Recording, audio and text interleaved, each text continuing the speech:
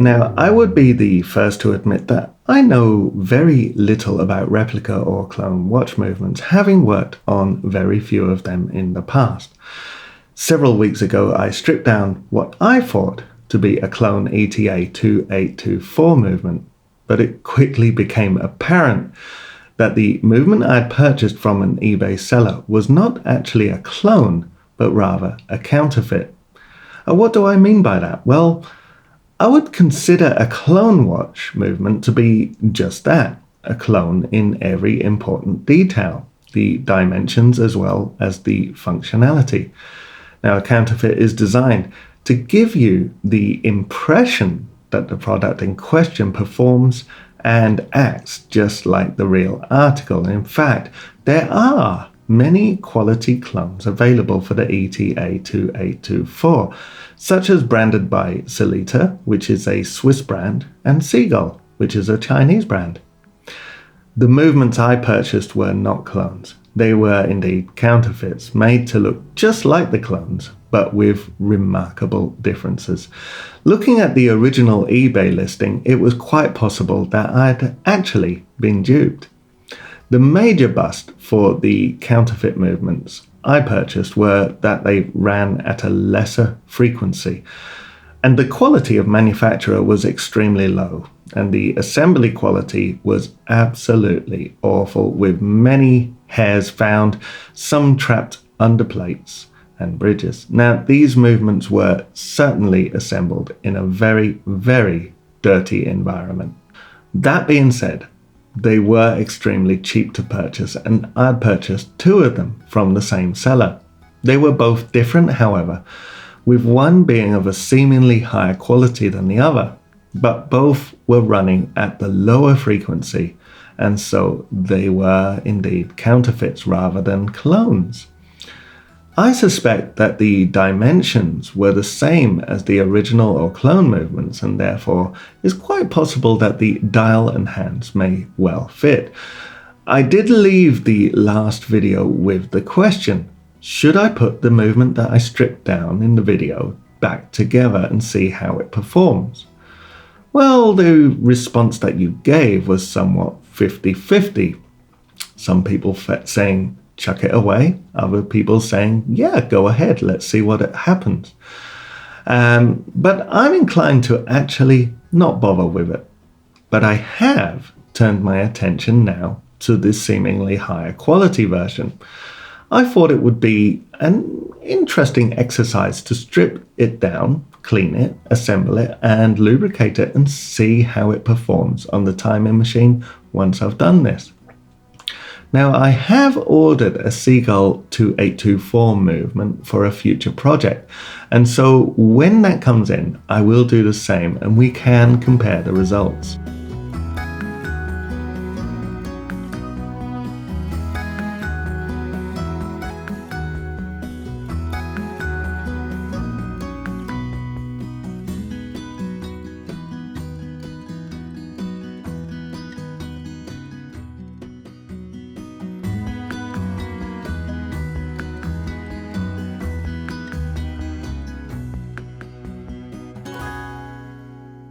So here's a shot of some of the muck that was in the watch. You may notice some of the debris floating around in this cleaning solution. That was straight out of the watch after being stripped down. Not exactly a clean movement from the outset. Okay, so I've cleaned all the watch parts and it's now time to put this watch back together. The mainspring barrel, when I disassembled it, didn't have any noticeable lubrication. So what we're going to do now is we're going to lubricate with some braking grease around the barrel wall.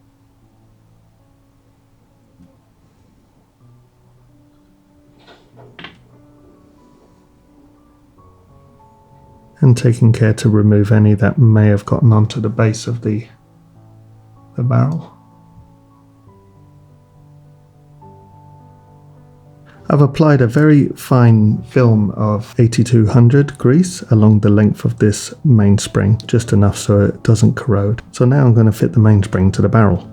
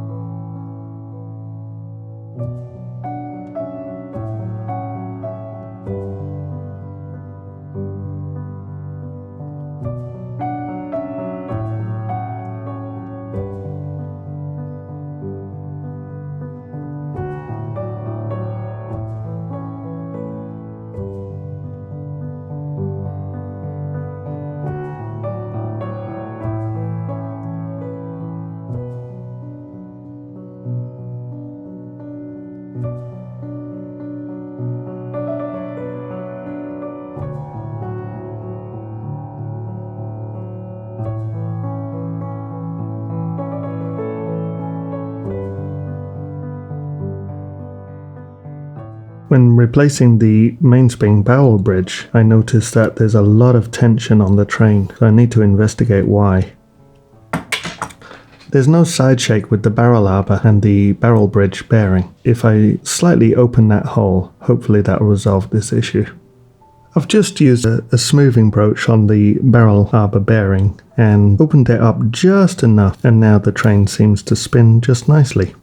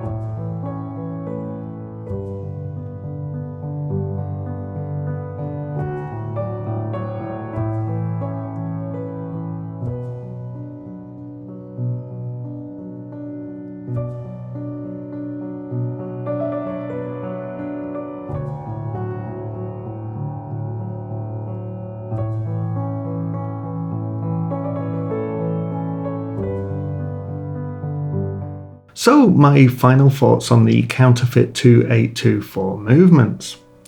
Well, it's very evident that they are manufactured to a very low tolerance, and I found excess side shake with the balance and too little side shake with the barrel arbor, and this was causing the train to not turn smoothly when the barrel bridge was secured, as there was too much pressure on the barrel arbor bearing. Now, I used a smoothing broach, which resolved that issue with the barrel bearing, and the train now runs relatively smoothly compared to before. But when we recorded the live show, I placed this movement on the watch timing machine and found that the watch recorded an approximate 10-second deviation between positions. I only tested the movement in 3 positions, as I was not really expecting too much from it. So how does it perform now after cleaning and lubrication? Well, I'm pleased to say that the 10-second deviation between the positions is resolved to but a few seconds. A remarkable difference despite the issue with excess shake with the balance staff. Now I tweaked it and we can see a healthy amplitude with minimal beat error, and I would say that in its current state it would keep reasonable time. But would I recommend this movement as a project? Well, sadly, I would not. This movement is just simply too poorly constructed. And whilst it seems to have a decent reading on the watch timing machine, well, I would suspect that would not relate to good performance, or at least good long-term performance with real-world usage. My recommendation would be to spend a little bit more on a better quality version, and I will be reviewing the Seagull clone, the 2824 clone, in a future episode. Now, as always, thanks for watching, and I will see you in the next video.